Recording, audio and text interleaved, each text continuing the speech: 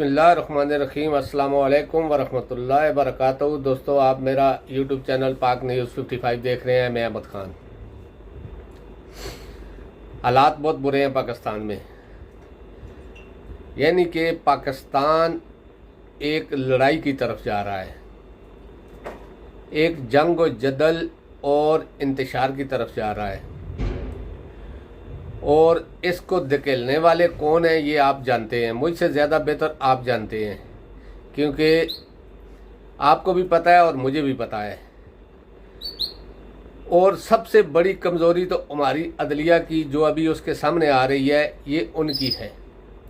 उसकी वजह आप इस्टब्लिशमेंट के इशारों पर नाच कर फैसले करते रहे। अब इस्टब्लिशमेंट आपको ठेंगा दिखा रही है, क्योंकि अगर इस्टब्लिशमेंट उनका साथ न देती और आपको ठेंगा न दिखाती तो इन लोगों की इतनी ज़रूरत नहीं थी कि जो किराए पर लाए गए हैं या जो रिश्वत के तौर पे लाए गए हैं वो उठकर इतना बड़ी बड़ी बातें करें कि आसमान सर पर उठा लें। आपने नवाज शरीफ को बाहर भेजा बगैर किसी गारंटी के। आपने उसके ज़मानती को वज़ीर-ए-आज़म बना दिया, जो उसकी जिसने ज़मानत दी थी 50 रुपये का स्टाम्प देकर उसको वज़ीर-ए-आज़म बना दिया। फिर आप सबसे बड़ा जो आपका कसूर है कि आप इसहाक डार जब पाकिस्तान आया तो अदालत में पेश होने से पहले वो सेनेटर बना, फिर वज़ीर बना, वज़ीर ख़जाना बना। उसके बाद आपने उसके भी सारे केस ख़त्म कर दिए।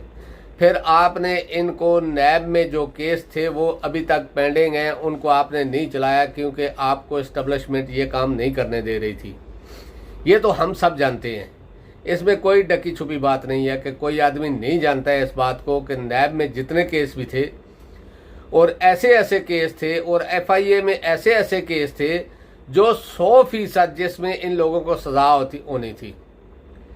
एक शख्स जिस पर फर्द जुर्म आयद होनी हो उसको आप उठाकर 24 करोड़ लोगों का वज़ीर-ए-आज़म बना देते हो और फिर आप कहते हो कि कोई आपका फ़ैसला माने। तो ये तो अवाम का तो नहीं, ये आपका कसूर है।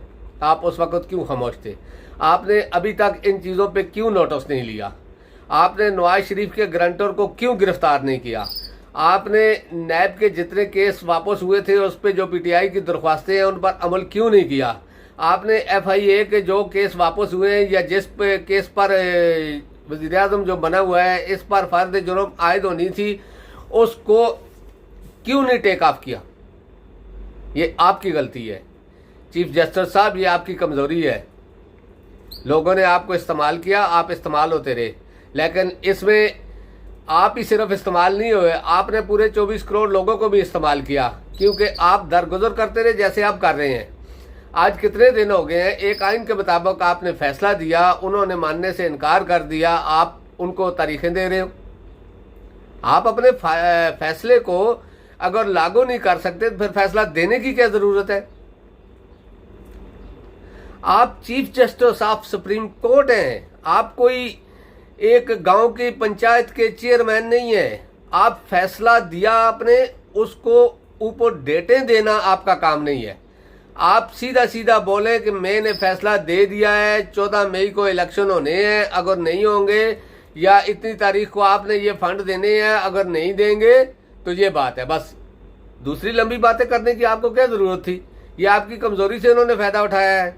अब जो कुछ ये कर रहे हैं और फिर वो लोग असम्बली को सुप्रीम कोर्ट का नहीं मान रहे। आप सोचो जिनकी असम्बली कैसी है, दुनिया के सारे स्मगलर, डाकू, चोर, लुटेरे, करप्ट नफराद उसमें बैठे हुए हैं। कोई एक आदमी भी हमें बता दो जो ठीक हो, चाहे वो MNA है या कोई और ब्यूरोक्रेट्स है, एक आदमी भी बता दो। यानी कि अलफ से लेके ये तक ये जितनी असम्बली भी है ये सब चोरों और डाकुओं की बनी हुई है। फिर उसका फैसला अगर तुम लोग सुप्रीम कोर्ट का फैसला नहीं मानते तो हम इन चोरों की असम्बली का फैसला क्यों माने? क्या हम तुमको अपने ऊपर रहने देंगे? कभी नहीं। चाहे एस्टेब्लिशमेंट नहीं, उसका बाप भी आ जाए, हम तुमको नहीं मानेंगे। एस्टेब्लिशमेंट हमारे को खाना देती है या हमें हमारे बच्चों के लिए सब कुछ फ्री किया हुआ है एस्टेब्लिशमेंट ने? हम नहीं मानते एस्टेब्लिशमेंट के भी फैसले। क्योंकि अगर इस्टेब्लिशमेंट गलत फैसला करेगी मुल्क के लिए तो क्या हम आंखें बंद करके उसको मान लेंगे? ऐसा कभी नहीं हो सकता। उसकी वजह यही है कि हम भी पाकिस्तानी हैं, पाकिस्तान पर हमारा भी उतना ही हक है जितना इन लोगों का है। अगर ये पाकिस्तान के हक में फैसला करेंगे वेलकम, अगर नहीं करेंगे हम कभी नहीं तस्लीम करेंगे।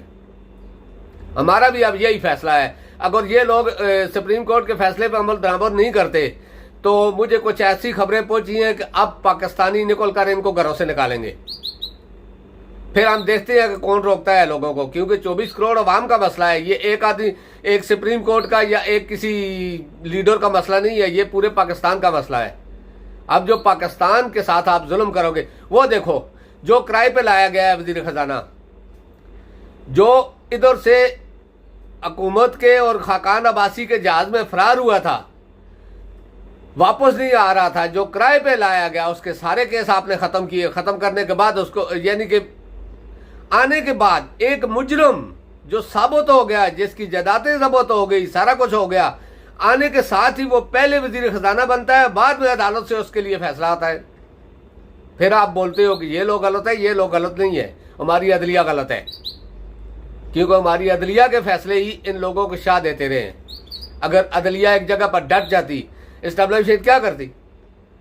क्या करती इस्टेब्लिशमेंट? ज्यादा से ज्यादा देखो, सुने मेरी बात, आजकल जो लोगों को पकड़ रहे हैं, जिस तरह अमीन अहमद खान गंडापुर या दूसरे लोगों को, शहबाज गिल या इमरान रियाज खान या जो भी, जिस तरह लोगों, सिद्दीक जान या दूसरे साथियों को पकड़ा और दूसरे लोगों को पकड़ रहे हैं, या जो आप आजकल सोशल मीडिया के वर्करों को पकड़ रहे हैं, क्या उनको मार रहे हैं? अगर मार भी देते तो एक आदमी के मरने से अगर लाख लोगों की जान बचती है या उनको आज़ादी मिलती है तो ये कोई बुरी बात नहीं।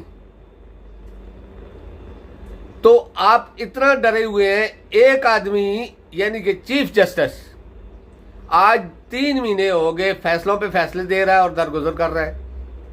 आपने अगर फैसला दे दिया है तो आप उस फैसले को अमल करवाने का आपका हक है। आप फौज को हुक्म दो, आप पुलिस को हुक्म दो, आप किसी को भी हुक्म दो, अगर ना माने फिर छोड़ दो, फिर आवाम को बोल दो बस कि मैंने फैसला दिया, ये नहीं मानते, मेरे पास ताकत नहीं है मैं इनको फैसला मनवाऊं, अब अवाम की मर्जी है, अवाम अपना फैसला मनवाए, फिर देखें ये किधर जाते हैं। आप फैसला, अपने फैसला अगर आप नहीं ये मानते तो आज इस चीज पे फैसला कर दें, आगे अवाम पे छोड़ दें। आप सिर्फ इतना बोल दें लोगों को कि पाकिस्तानियों, मैंने फैसला दिया कानून के मुताबिक, आइन के मुताबिक, जो आइन में लिखा हुआ है, आप ये नहीं मानते तो मैं इसमें कुछ नहीं कर सकता। आप पाकिस्तानी जाने और ये लोग जाने, फिर आप देखें। दोस्तों, अब तक के लिए इतना ही। अपनी दुआ में याद रखना। अल्लाह पाक आप सबका आमीन व नासर हो। अल्लाह हाफिज़। अस्सलामु अलैकुम वरहमतुल्लाहि वबरकातुहू।